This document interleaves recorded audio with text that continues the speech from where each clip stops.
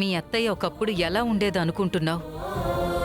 అంతఃపురంలో మహారాణిలాగా ఉండేది. వేసుకున్న నగలు మళ్లీ వేసుకోవడానికి నెల రోజులు పట్టేది. అంతటి ఐశ్వర్యంలో పుట్టి అంతస్తుల్లో పెరిగింది. వదినా, నా దగ్గర అప్పటి ఐశ్వర్యం లేకపోవచ్చు, ఆ నగలు లేకపోవచ్చు, కానీ గుండె నిండా సంతోషం ఉంది. 2 కొడుకులు, 2 బిడ్డలు, వాళ్ళ పెళ్ళిళ్ళు చేశాం. ఉన్నదాంట్లో తృప్తిగా బతుకుతున్నాం. నాకేంటోది నా లోటు? కొడుకులేరమ్మా. వాళ్ళు బయటికెళ్లారమ్మా. మొన్నీ మధ్యనే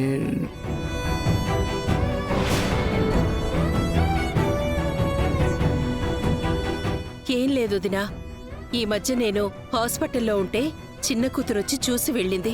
నువ్వు హాస్పిటల్లో ఉన్న విషయం తెలిసి కూడా నేను రాలేకపోయాను. నన్ను క్షమించు లక్ష్మి. నా గురించి వదిలే వదినా. నాన్న ఆరోగ్యం బాగుందా? అన్నయ్యకి నా మీద కోపం అలానే ఉంది కదా? ఈ మధ్య ఆయనకు కూడా హార్ట్ స్ట్రోక్ వచ్చింది వదినా. అయ్యో, అన్నయ్యకి హార్ట్ స్ట్రోక్ వచ్చిందా? ఇప్పుడు బానే ఉన్నాడు కదా? సమయానికి ఒక అమ్మాయి చూసి హాస్పిటల్కి తీసుకెళ్లడం వల్ల ప్రాణాపాయం తప్పింది.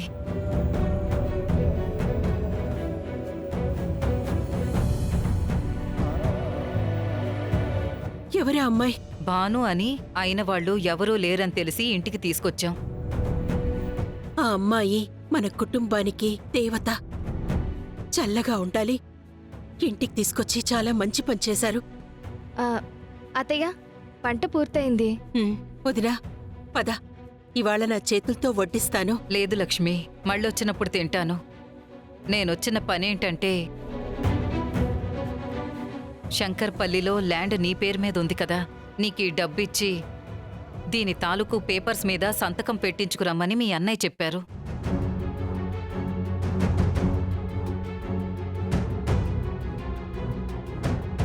ఏంటోదినా, పుట్టింటి ఆస్తులు కావాలని నేనేమైనా అడిగానా? లేదు కదా? నువ్వు అడగలేదు కానీ నీకు హక్కుంది కదా లక్ష్మి. నాకు అమ్మ, నాన్న, అన్నయ్య, వదిన, ఇల్లు, పుట్టింటి జ్ఞాపకాలన్నీ నా మనసులో పదిలంగా ఉన్నాయి. ఈ డబ్బేం వద్దొదినా. అంత విలువైన స్థలాన్ని ఊరికనే రాసిస్తావా? ఊరికే ఎందుకిస్తాను? నువ్విప్పుడు మా ఇంట్లో భోంచేస్తేనే ఈ కాగితాల మీద సంతకాలు పెడతాను. అది కాదు లక్ష్మి, నేను చెప్పేది విను. అదేం కుదరదు. రావదినా, పదండి. పాపం, అమాయకురాలైన మంగని అంత క్రూరంగా హింసించిన ఆ రాక్షసుడికి మీ మావయ్యతో చెప్పి తగిన శిక్ష పడేలా చెయ్యాలి. పని మనిషిని మన మనిషి అనుకున్నారంటే మీది చాలా గొప్ప మనసత్తయ్య. పాపం, తనకి మనం కాకపోతే ఇంకెవరు సాయం చేస్తారు తులసి? నిజమేనత్తయ్య, మమత మనకి తెలుసు కాబట్టి మీరు సాయం చేస్తున్నారు. కానీ ఇలా మమత లాంటి వాళ్ళు మన చుట్టూ ఎంతో మంది ఉంటారు, సాయం చేసే చేతుల కోసం ఎదురు చూస్తున్నారు. నిజమే, కానీ వాళ్ళందరికీ మనం సాయం చేయలేం కదా? చెయ్యొచ్చు అత్తయ్య, మీరు అనుకుంటే చెయ్యొచ్చు. ఆ అవకాశం ఇప్పుడు మీ చేతుల్లోనే ఉంది. ఏంటి నువ్వనేది? నేనొక్కదాన్ని అంతమందికి ఎలా సాయం చేయగలను? రేపు మీరు ఎలక్షన్లో గెలిచి ఎమ్మెల్యే అయితే మమత లాంటి ఆడవాళ్ల అందరి బతుకులు బాగు చేయొచ్చు. ఇన్నాళ్ళు ఎంతోమంది ఎమ్మెల్యేలయ్యారు, ఎంతోమంది బతుకులని బాగుపడ్డాయి. నిజమే అత్తయ్య, కానీ చీమ చిప్పలో పడితేనే ముత్యమైనట్టు పదవి, అధికారం మీలాంటి మంచి వాళ్ళ చేతుల్లోకి వస్తేనే అద్భుతాలు జరుగుతాయి. మీరు ఎమ్మెల్యే అయ్యి బాధితులకి న్యాయం చేయడమే కాదు, బాధితుల్ని శిక్షించొచ్చు కూడా. మందు షాపులు నివారించొచ్చు, మత్తు పదార్థాల నుంచి యువకులను కాపాడొచ్చు, పిల్లలకి చదువు నేర్పించొచ్చు, పేదవారికి వైద్యం చేయించొచ్చు. ఇలా మన చుట్టూ కష్టాల్లో చీకట్లో మగ్గిపోతున్న వేల మందికి సాయం చేసి వందల కుటుంబాల్లో ఆనందం అనే వెలుగులు నింపొచ్చు. నువ్వు ఆలోచించేది నిజమే తులసి, కానీ మీ మావయ్యని పక్కన పెట్టి నేనిదంతా చేస్తే ఆయన్ని తక్కువ చేసినట్టు, అవమానించినట్టు అవుతుంది కదా? అత్తయ్య, మీకు నరకాసుర వధ తెలుసు కదా? తెలుసు. ఇప్పుడు హఠాత్తుగా దాని గురించెందుకు? చెప్తాను. యుద్ధం చేస్తూ కృష్ణుడు మూర్ఛపోతే నరకాసురుణ్ణి వధించిందెవరు? సత్యభామ. మరి ఇప్పుడు అంత భయంకరమైన నరకాసురుణ్ణి కృష్ణుడు కాకుండా సత్యభామ చంపినప్పుడు ఆ శ్రీకృష్ణ పరమాత్ముడికున్న పేరు, గౌరవం కానీ కీర్తి కానీ ఏమైనా తగ్గాయా? లేదు, ఇంకా పెరిగాయి కూడా.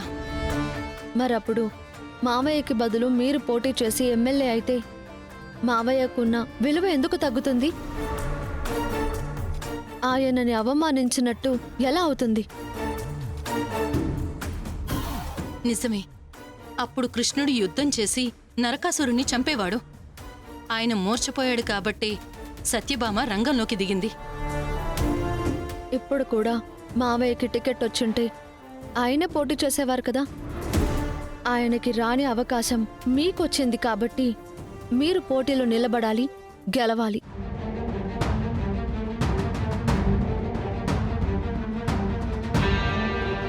నువ్వు చెప్తుంటే నిజమే అనిపిస్తుంది తులసి. నన్ను నమ్మండి అత్తయ్య. రేపు మీరు గెలిచి నలుగురికి మంచి చేసి 10 మంది మెప్పు పొందారు అంటే మావయ్య మిమ్మల్ని చూసి గర్వపడతారు. నిజమేనమ్మా. చేస్తాను, పోటీ చేస్తాను. మమత లాంటి అమాయకపు ఆడవాళ్ల బతుకులు బాగు చేయటం కోసమైనా నేను ఎమ్మెల్యే అవుతాను. కానీ నువ్వెప్పుడూ నా పక్కనే ఉండాలి మరి. ఎందుకు ఉండను అత్తయ్య? మీ గెలుపే మా గెలుపు కూడా.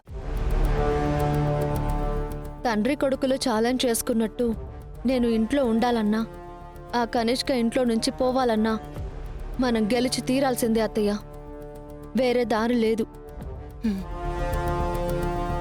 నిజమేనమ్మా, నువ్వు బాగా గుర్తు చేశావు. నువ్వు నీ భర్త చిలక గోరింకల్లా కలకాలం నా ముందు ఉండాలి అంటే ఆ కనిష్క పీడ శాశ్వతంగా విరగడవ్వాల్సిందే.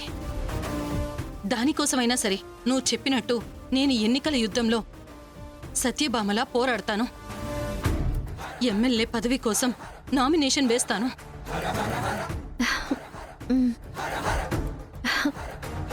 అత్తయ్య, ఈ విషయం మీ అబ్బాయికి చెప్తే ఎంత సంతోషపడతారో. సరే అత్తయ్య, పదండి వెళ్దాం.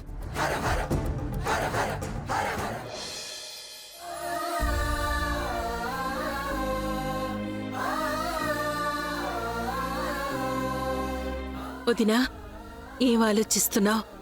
ముందు భోంచేయ్. ఉమ్.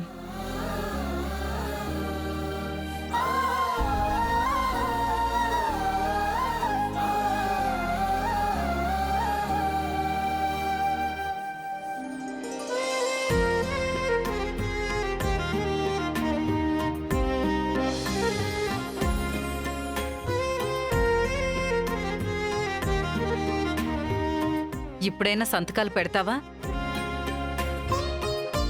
వాణి, వెళ్ళి తీసుకొనిరా. అలాగే అత్తయ్య.